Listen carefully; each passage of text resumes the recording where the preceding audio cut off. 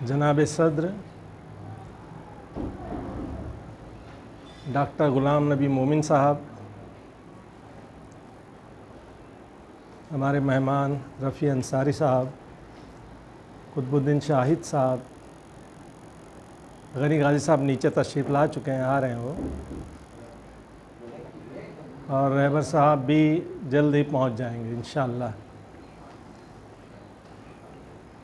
जैसा कि आप सब जानते हैं कि आज का ये जो प्रोग्राम है गुज़िश्ता प्रोग्राम के तकरीबन 4 महीने बाद हो रहा है। ताख़ीर हुई है। मैं चाहता हूँ कि थोड़ा सा खुलासा ताख़ीर क्यों है ये भी हम कर दें तो बेहतर होगा। प्रोग्राम का दिसंबर में करने का हमारा इरादा था। इत्तेफाक से ऐसा हुआ कि मैं हॉस्पिटलाइज़ हो गया और मुझको सही होने में तकरीबन 2.5 महीने चले गए। 2.5 महीने मैं बेड पे रहा समझो उसके अंदर। उसके बाद हम लोग जो है बैठे, उसके बाद हमने तय किया कि अब प्रोग्राम जो है इंशाअल्लाह 15 दिन में करना है। अल्लाह का करम ऐसा हुआ कि मलिक सर को बीपी का अर्ज़ा हो गया। उसमें तकरीबन उनको सही होने में 1.5 महीना लग गया और उसके 15 दिन के अंदर हमने ये प्रोग्राम मुनक्किद कर दिया। अच्छा, प्रोग्राम का इनेकाद जो हमारे मेहमान खुसूसी थे और जो यहाँ पे तशरीफ़ फरमा नहीं है, उन्वान हमने उनको दिया था और उन्होंने कबूल किया था तकरीबन 1 माह कबल, बल्कि 1 माह से मैं समझता 3-4 दिन का ज़ायद अरसा बाकी था जब उनसे बातचीत हुई और उन्होंने वक्त दिया। और फिर हमको ऐसा पता चला कि वो हैदराबाद जाने वाले हैं। बहरहाल वो गए या नहीं गए उससे तो हमको नहीं मालूम, लेकिन फिर हमने ये तय किया कि प्रोग्राम को 1 हफ़्ता और हटा दिया जाए।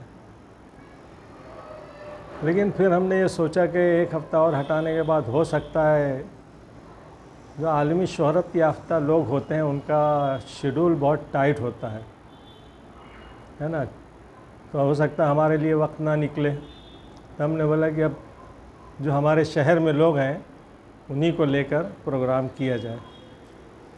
गनी गाजी जो हैं खामगांव से आ रहे हैं वो,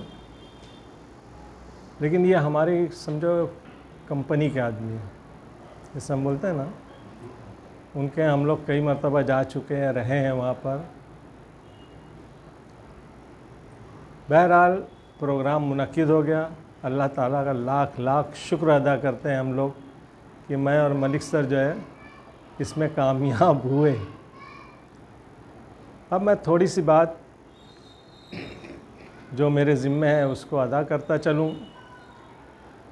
सबसे पहली बात तो ये कि यहाँ पर आप लोग तशरीफ़ लाए हैं, आप तमाम का मैं इस्तकबाल करता हूँ अपनी जानिब से, मलिक सर की जानिब से, फ़हीम के जानिब से, और हम सब एक दूसरे का इस्तकबाल करते हैं यहाँ पर आने के लिए। हाँ, क्योंकि यहाँ पर जो मजमा होता है, हमारे एक मखसूस मेंबर ने मुझसे जो कहा बड़ी अच्छी बात लगी कि देखो सर ऐसे लोगों को बुलाओ जो अपने साथ अबे तबे वाले हों।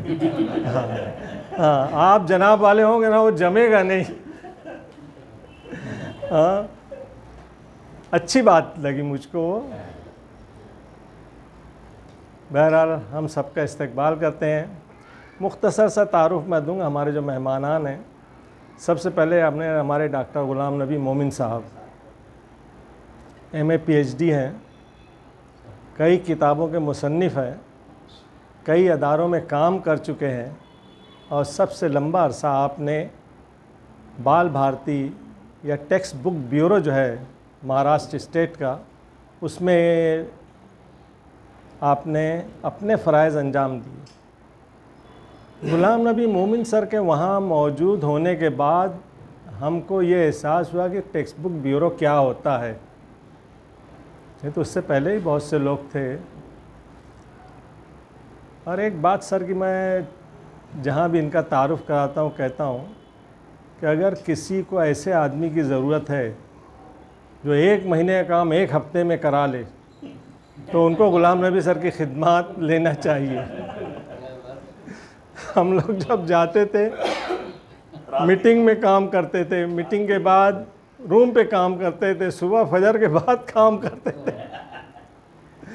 लेकिन जो है मोहब्बत ऐसी थी कि काम हमेशा वक्त पर पूरा होता था और वहाँ पे कंपटीशन होता था।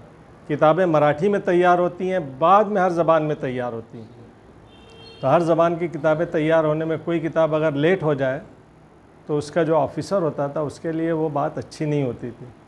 और हमने कोशिश की कि हमारे ऑफ़िसर का भी नाम ख़राब ना हो, हाँ अच्छा ही रहे। अल्लाह ताला ने देखिए उनको नवाजा।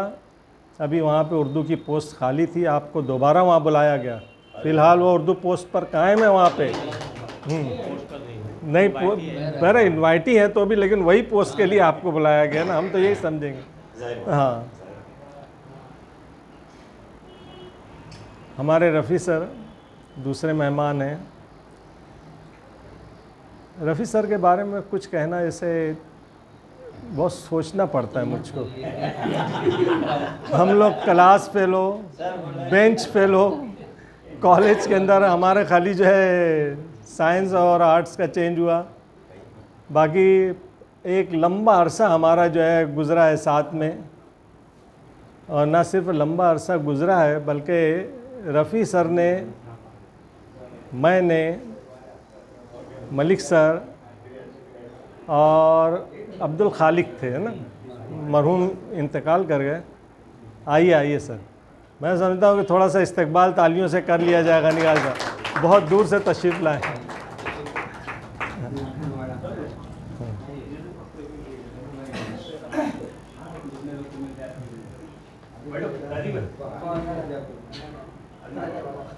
तो रफ़ी सर के ताल्लुक़ से मैं कह रहा था, सीधे साधे इंसान हैं। उस वक्त हम लोग, मैंने जो तस्करा कर रहा था, रईस हाई स्कूल के अंदर हम लोगों ने हाथ से लिखे हुए 3 मैगज़ीन जो है हमने, जब 10th B में थे हम लोग तब शाये किए थे वहाँ पे। वो मैगज़ीन हो सकता है लाइब्रेरी में हो भी या नहीं भी हो। उसका टाइटल जो है, मलिक सर के बड़े भाई जो हैं यूसुफ, हाँ वो बहुत अच्छे आर्टिस्ट थे। C ग्रेड में उनको कई मेडल थे उनको ड्राइंग में, उन्होंने बनाया था और लिखा था हम लोगों ने। मज़ामीन भी तकरीबन हम ही लोगों के लिखे हुए थे। हाँ, इस तरीके से रफ़ी सर के अंदर जो सलाहियत उस वक्त थी वो आज अपने उरूज पर है। रफ़ी सर न सिर्फ हिंदुस्तान में बल्कि हिंदुस्तान के बाहर भी जाने पहचाने जाते हैं। और आपकी तहरीर जो है एक मुनफरिद अंदाज़ रखती है, और वही अंदाज़ आपकी तकरीर में भी होता है जिसमें तंज़ और मिज़ाह का मजमुआ ऐसा होता है कि सामने वाला उसको बग़ैर अपने आप को ख़राब लगे हुए अच्छा समझता है। जिसके ऊपर लिखते हैं वो भी ताली बजाता है जब आप पढ़ते हैं। तो हमारे दूसरे मेहमान हैं, हमारे स्टूडेंट भी हैं, कुतुबुद्दीन शाहिद साहब। आप इनकलाब के सब एडिटर हैं और संडे का, हाँ संडे जो मैगज़ीन निकलता है उसके आप एडिटर हैं। एक ऐसा लड़का जो हमारे यहाँ मौलाना आज़ाद में दाखिला लेता है, और उस वक्त के बैच के जितने बच्चे हमारे निकले मौलाना आज़ाद के, सब या तो किसी कॉलेज को संभाल रहे हैं, जूनियर कॉलेज को संभाल रहे हैं, या सीनियर कॉलेज को संभाल रहे हैं, या अच्छे खासे पेपर में लगे हुए हैं, उर्दू अखबारात में। अल्लाह ताला ने तमाम को नवाजा, क्योंकि ये वो बैच था जिसके अंदर इल्म हासिल करने का जज्बा था। ऐसे लोग थे जैसे कि जिन्होंने अपनी तालीम छोड़ दी थी, लेकिन मौलाना आज़ाद के शुरू होने के बाद ये अपने शौक़ की वजह से अपने मर्तबे पर पहुँचे हैं। उनमें से कुतुबुद्दीन शाहिद साहब भी हैं। इनके जब शुरू के मज़ामीन आते थे तो बहुत हौसला अफजाई होती थी इनकी, और अब तो जैसे बोलते हैं ना कि अखबार में आदमी घुटा हुआ हो गया है, तो वैसे हो गए हैं अब। अल्लाह ताला इनको और फरासत अता करे। हमारे जो है एक अहम मेहमान जो है गनी गाज़ी साहब, गनी गाज़ी साहब जो है तारुफ़ के मोहताज तो है नहीं, फिर भी मैं चंद बातें कहता चलूँ। आप जो हैं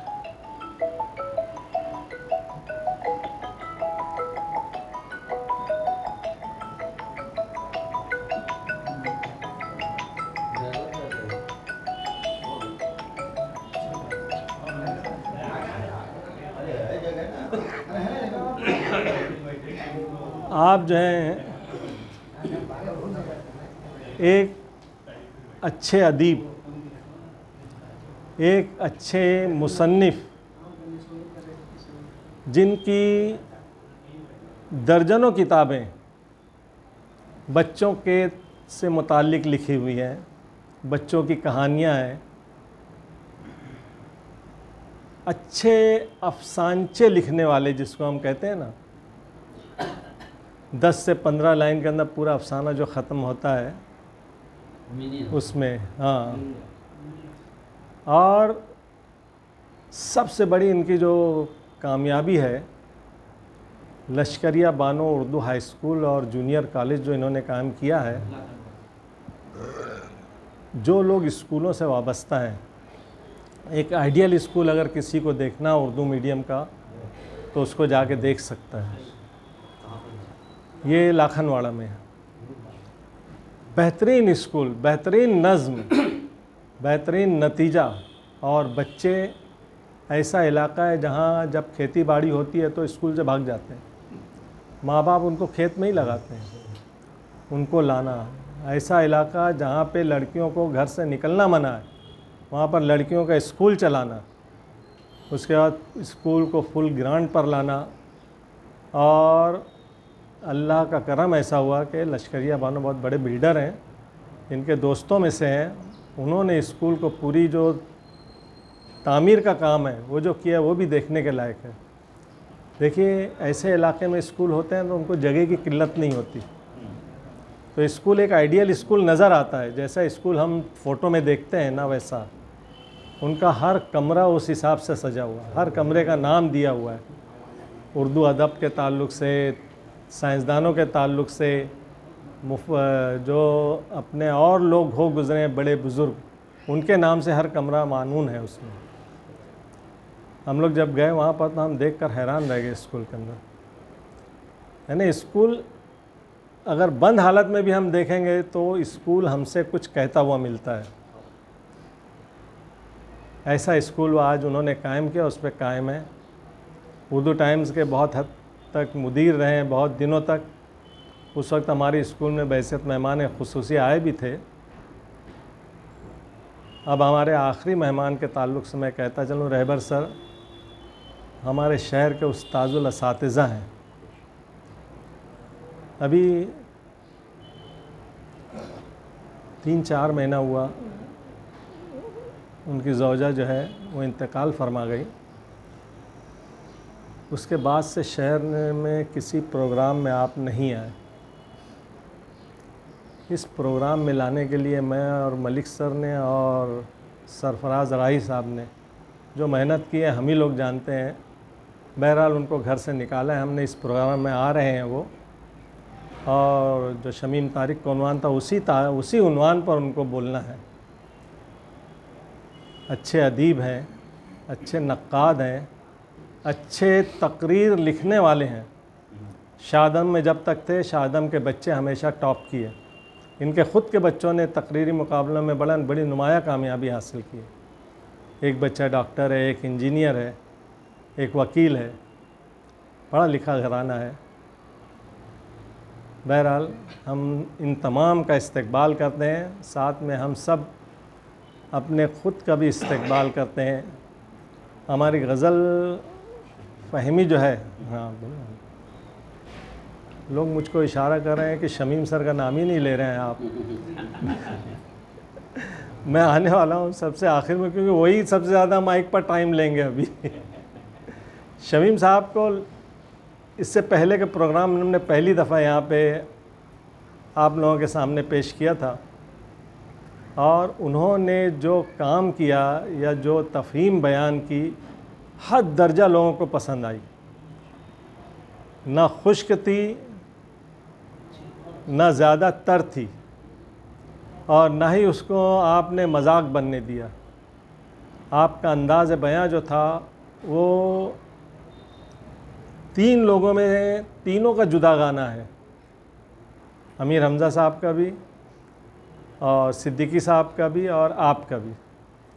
तो लोगों ने सर, आप लोगों से, आपके बयान से लोगों ने बहुत इत्तेफाक किया और आप पब्लिक डिमांड पे भी हैं।